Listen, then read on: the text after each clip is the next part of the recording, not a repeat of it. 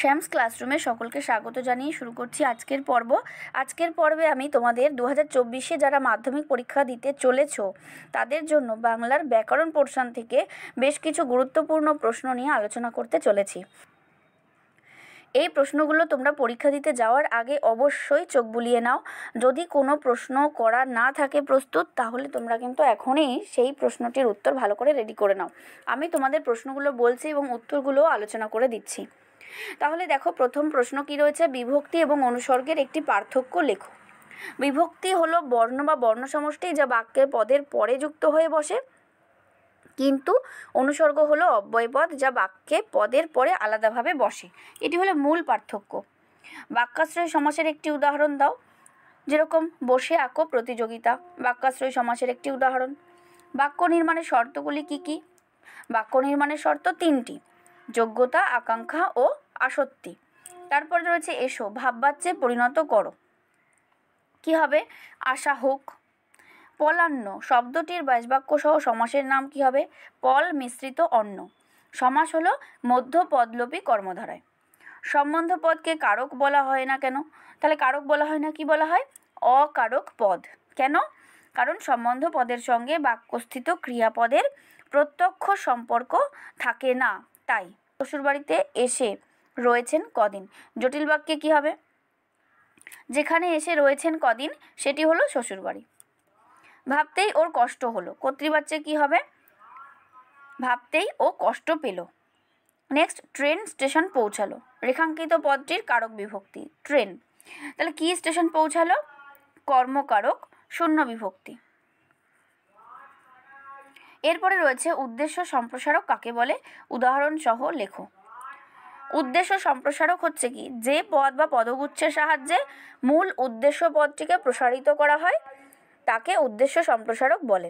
যেরকম আমার বন্ধু রামের বাবা গল্প লেখেন, অর্থাৎ আমার বন্ধু রাম তার বাবা গল্প লিখছেন। তাহলে উদ্দেশ্য হচ্ছে রামের বাবা, তার সম্পর্কে আমরা পদটিকে সম্প্রসারণ করলাম আমার বন্ধু এই পদ দুটি দ্বারা। তাহলে চলে আসছি পরের প্রশ্নে। দেখো, এখানে আরও একবার রয়েছে বিভক্তি অনুসর্গের একটি পার্থক্য। তাহলে প্রথমে আমি একটা পার্থক্য বললাম, আমি এখানে আরেকটি পার্থক্য বলছি যে বিভক্তির নিজস্ব কোনো অর্থ নেই এবং অনুসর্গের নিজস্ব অর্থ আছে। হলো ঘাস জন্মালো রাস্তায়, বাক্যটির কর্তাটি কি ধরনের কর্তা বলো? তাহলে ঘাস, ঘাস হচ্ছে কর্ম কর্তৃবাচ্যের কর্তা। চলে আসছি পরের প্রশ্নে। তাহলে অলপ দ্বন্দ্ব কি? অলপ দ্বন্দ্ব কি? যে দ্বন্দ্ব সমাসে সমসমান পদের বিভক্তি লোপ পায় না তাকে অলপ দ্বন্দ্ব সমাস বলে। যেমন হাটে ও বাজারে, হাটে বাজারে। নেক্সট, সকলে খেলছে। এই বাক্যটির উদ্দেশ্য বিধেয় সম্প্রসারণ ঘটাও। উদ্দেশ্য কি? সকলে, আর বিধেয় কি? খেলছে। তাহলে কি হবে? মোহনবাগান ক্লাবের খেলাধুলায় পারদর্শী সকলেই মোহনবাগান মাঠে খেলছে। নেক্সট, সর্বনাশ যা হবার হয়েছে নয়োর্থক বাক্যে রূপান্তরিত করলে হবে কি? সর্বনাশ হতে আর কিছু বাকি নেই। কর্মবাচ্যের একটি বৈশিষ্ট্য লেখো। সবসময় সকর্মক কিংবা দ্বিকর্মক ক্রিয়ার কর্মবাচ্য হয়।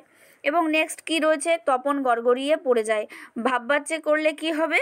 তপনের গড়গড়িয়ে পড়া হয়। আজকের খবরের কাগজটা পড়েছো?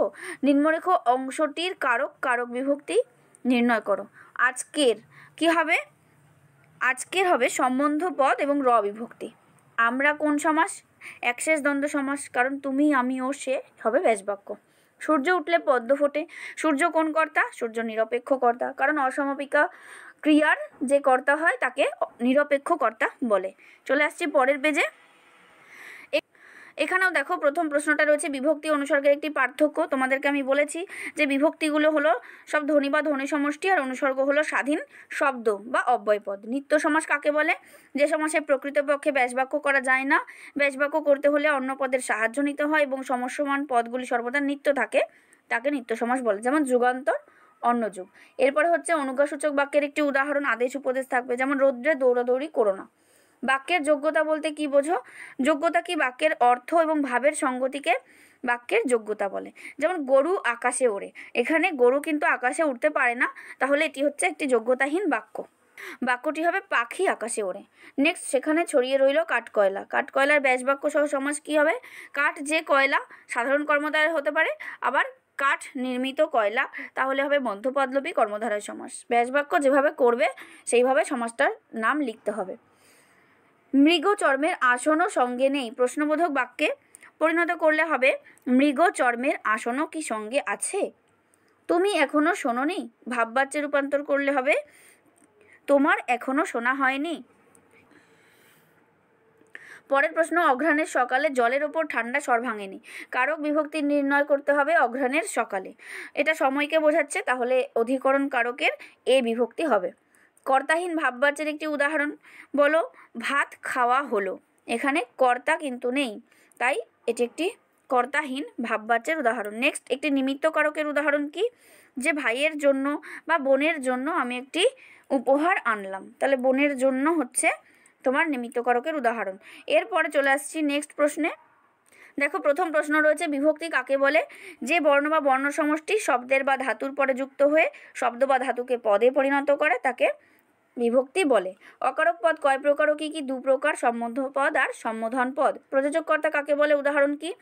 যে কর্তা যখন কাজটি নিজে না করে অন্যকে দিয়ে করিয়ে নেয় তাকে প্রযোজক কর্তা বলে। এবং উদাহরণ কি? তিনি আমাকে দিয়ে কাজটি করালেন, এখানে তিনি হচ্ছে প্রযোজক কর্তা।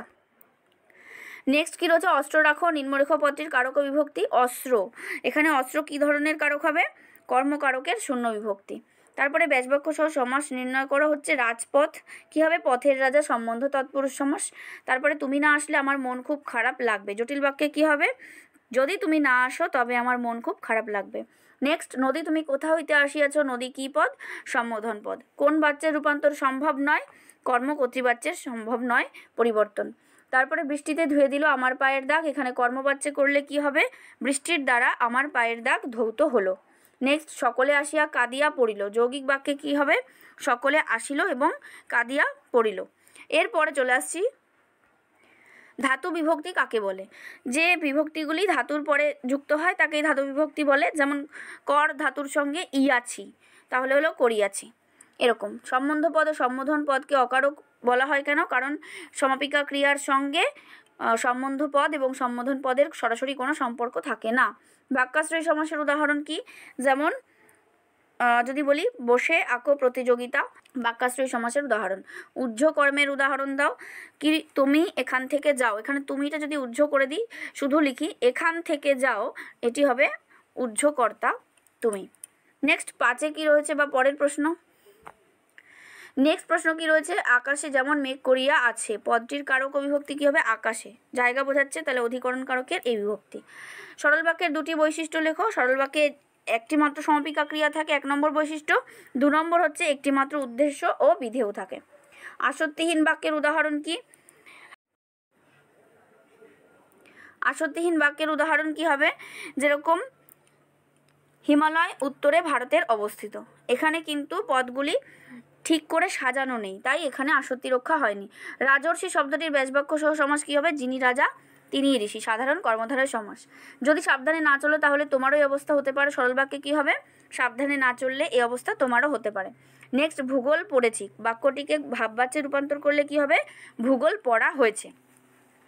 তাহলে এই হলো এই পর্বের সমস্ত যে ব্যাকরণগত প্রশ্ন তোমাদের সঙ্গে আলোচনা করলাম। এই প্রশ্নগুলি তোমরা পরীক্ষা দিতে যাওয়ার আগে অবশ্যই একবার চোখ বুলিয়ে নাও। যদি কোনো প্রশ্ন উত্তর রেডি করা না থাকে তাহলে সেগুলো তোমরা রেডি করে নাও।